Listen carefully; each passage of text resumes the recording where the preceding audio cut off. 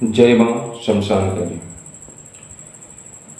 आज मैं आपको जिस विषय पर बताने जा रहा हूँ वह है दुर्गा सप्तशती के उत्कीलन के विषय में। दुर्गा सप्तशती के सभी मंत्र महादेव के द्वारा कीलित कर दिया गया था, सभी मंत्र को, जिससे कि कोई दुष्प्रवृत्ति का व्यक्ति इन मंत्रों से लाभ ना ले पाए।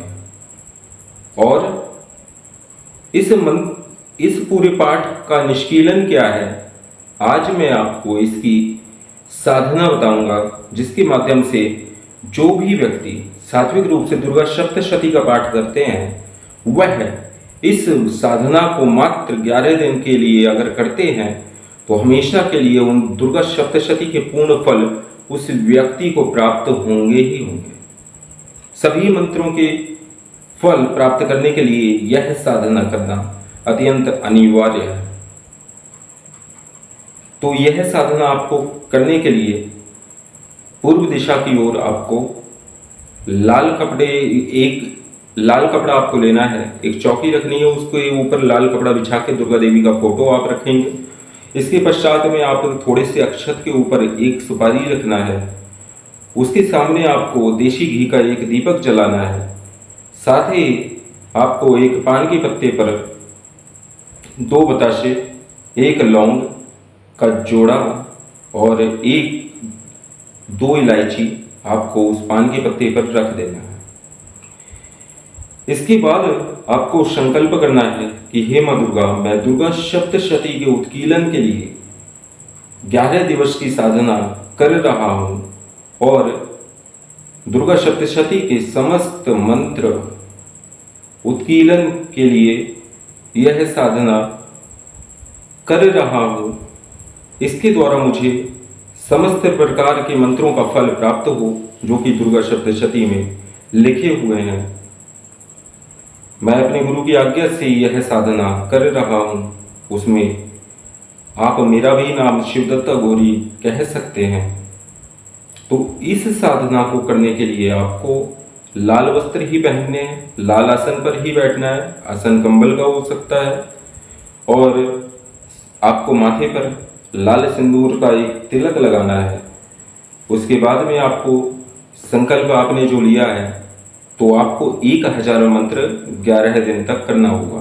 तो आप पहले दिन संकल्प अपने हाथ में, सीधे हाथ में जल, अक्षत और पुष्प लेकर के 1 रुपये का सिक्का रख के यह संकल्प लेंगे कि हे माँ दुर्गा, मैं दुर्गा सप्तशती के उत्कीलन हेतु आपकी 11 दिवस की साधना कर रहा हूँ और 1000 मंत्र का जप प्रतिदिन मैं पाठ करूँगा। और इस प्रकार से आप 11 दिन तक 1000 मंत्र प्रतिदिन जप करें। क्या 1000 जप अर्थात आपको 10 माला मंत्र का जप करना अनिवार्य है। तो मंत्र क्या है जिसका आपको पाठ करना है?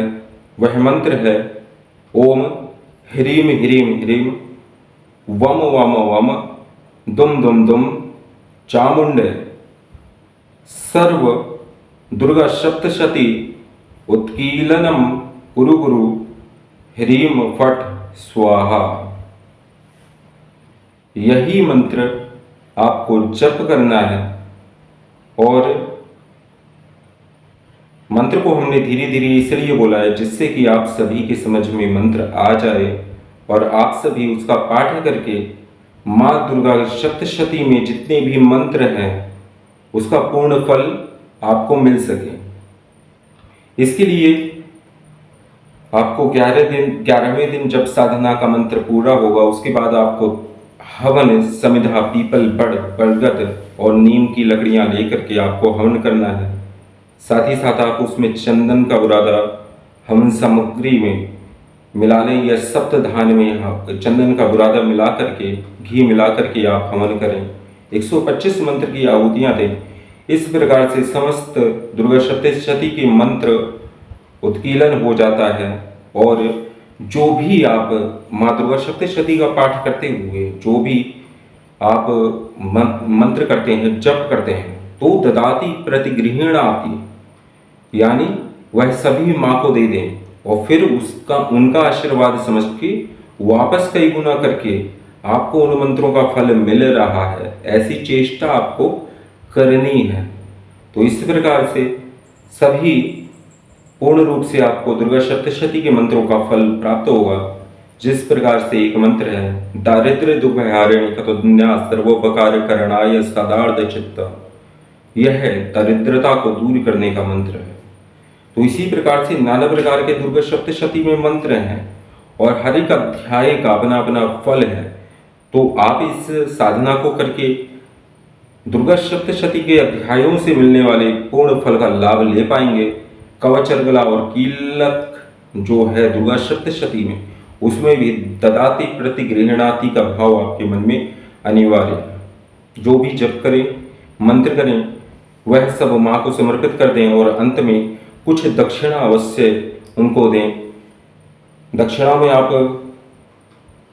द्रव्य दें, स्वर्ण दें, तो अधिक आपको लाभ की प्राप्ति होगी।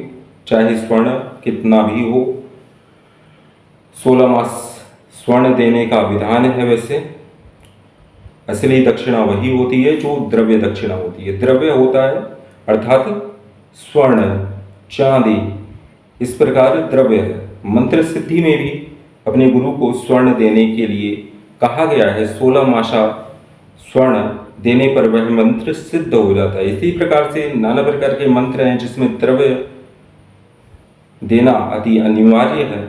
और इस प्रकार से आप किसी भी साधना को करेंगे तो उसमें अपने गुरु से उसका पूर्ण विधान जान लें, क्योंकि साधना तो व्यक्ति कर लेता है, लेकिन उसकी जो ऊर्जा है किस प्रकार से आपको प्राप्त होगी, उसका पूर्ण फल कैसे आपको प्राप्त होगा, यह केवल गुरु ही आपको बता सकते हैं। इसलिए गुरु कृपा आदि अनिवार्य होती है साधक के जीवन में। हमेशा आप गुरु निंदा करने वालों से बचें और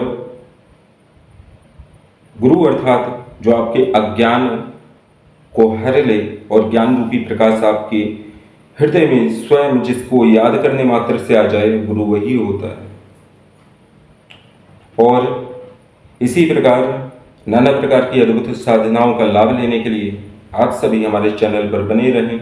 लाइक करें, शेयर करें और सब्सक्राइब करें। बेल आइकन के बटन को जरूर दबाएं, जिससे हमारी हर नई वीडियो को देख करके आप अच्छे ज्ञान की प्राप्ति कर सकें और तंत्र मार्ग में आगे बढ़ सकें, क्योंकि यह ज्ञान प्राचीन एवं दुर्लभ है जो कि मैं आप सभी के साथ में साझा कर रहा हूँ।